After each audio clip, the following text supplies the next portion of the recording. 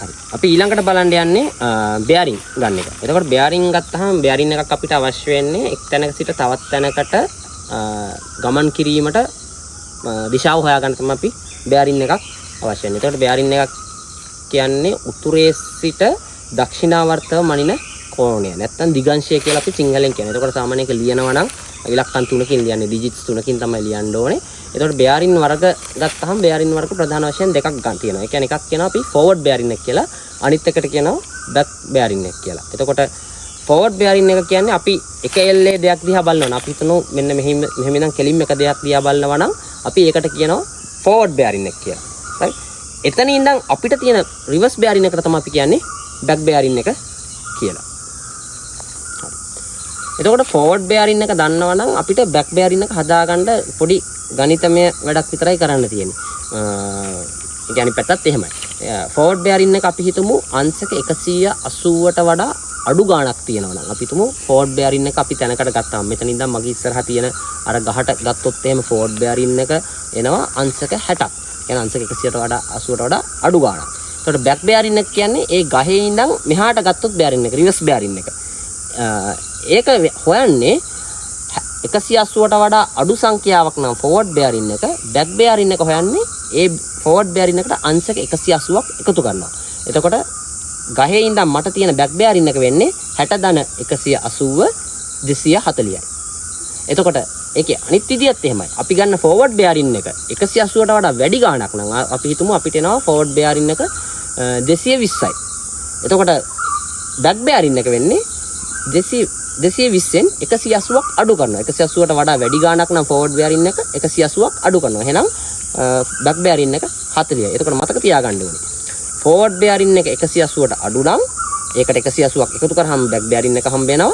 Forward බෙයාරින් එක 180ට වඩා වැඩි නම් ඒ ගානින් 180ක් අඩු කරාම බැක් බෙයාරින් එක අපිට ලැබෙනවා.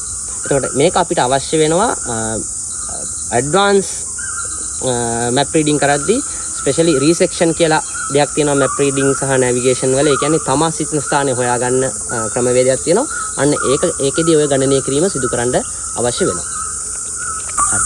එතකොට අපි දැන් කරන්න යන්නේ බෙයාරින් එකක් කොහොමද ගන්න කියන එක බලන්න. එතකොට බෙයාරින් එකක් ගද්දී අපිට පුළුවන් මැප් එකේ බෙයාරින් එකක් ගන්න. ඒ කියන්නේ මැප් එක පාවිච්චි කරලා තැන් දෙකක් අතර දිගංශයක් ගන්න පුළුවන්. ඊට පස්සේ අපිට පුළුවන් සැබෑ භූමිය තැන් දෙකක් අතර බෙයාරින් එකක් ගන්න. එතකොට අපි මැප් එකක්. ඒ කියන්නේ අපි මේ මැප් එක පාවිච්චි කරලා මොකක් හරි රූට් එකක් ප්ලෑන් කරනවා නම් කොම්පස් මාච්චයක් ප්ලෑන් කරනවා නම් ඒ කියන්නේ ගොඩක් දුර යන කොම්පස් මාච්චයක් ප්ලෑන් කරනවා අපිට මැප් එකෙන් බෙයාරින් හදලා හත් ගන්න පුළුවන්.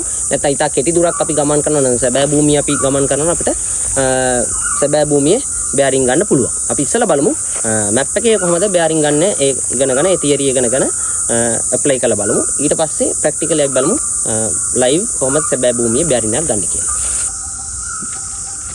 අපි කරන්නේ කොම්පස් එක අපිට දිගංශ ගන්න ඕන තැන් දෙක අතර ධාරය තියාගන්න. ඒ කියන්නේ අපි ධාරේ හරියට මේ මොකක් හරි පොයින්ට්ස් දෙකක් තියෙනවා නම් ඒ පොයින්ට්ස් දෙක කැපෙන්න මේ විදිහට අපිට තියාගන්න පුළුවන්.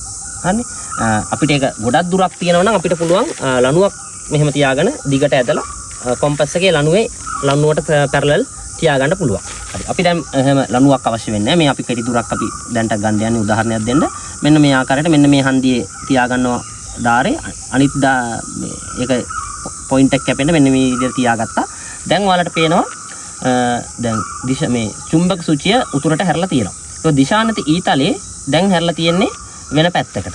අපි බෙයාරින් එක ගන්න කරන්නේ මේ දිශානති ඊතලයේ නැවත කරකවනවා රෙඩ් ඉන් රෙඩ් නැත්තම් චුම්බක සූචිය දිශානති ඊතලයේ ඇතුළට එන්න.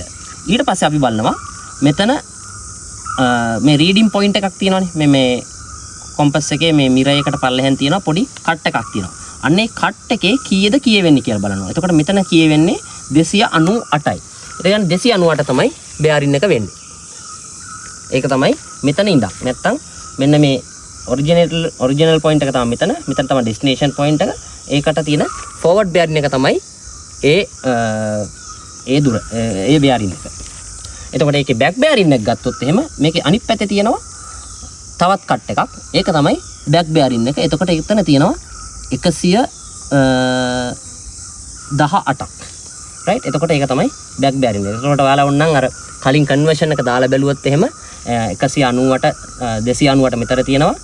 ඒකෙන් 180ක් අසරහම හරියටම 118ක් මෙතනට එනවා. එතකොට බැක් බෑරින් එක ෆෝවර්ඩ් බෑරින් එක පැහැදිලි වෙනවා. මෙහෙම තමයි අපි මැප් එකක් ආශ්‍රයෙන් බෑරින් එකක් තැන් දෙකක් අතර ගන්න.